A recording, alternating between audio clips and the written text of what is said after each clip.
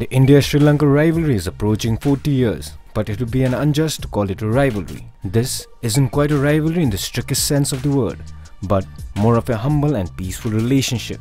Just like along with the good comes the bad, and no sunshine without rain, an event can barely end without a controversy. Despite having such good relations, there are some controversies happened in the past surrounding India-Sri Lanka matches.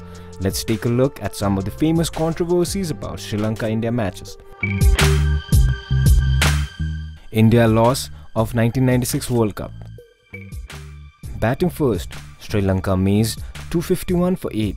In response, Sachin Tendulkar looked like he could have ended the match early, scoring 65, but then India suffered a capitulation of abhorrent proportions, losing 7 wickets for 22 runs. Play had to be called off when some of the sections of the spectators turned violent.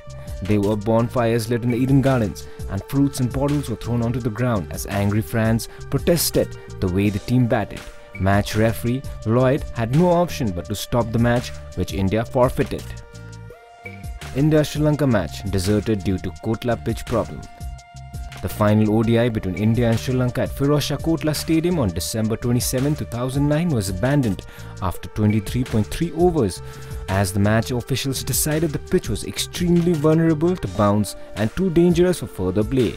Dangerous pitch resulted in Dilshan's being fiercely struck and the chairman of BCCI's ground and pitch committee being sacked. Retoss at World Cup 2011.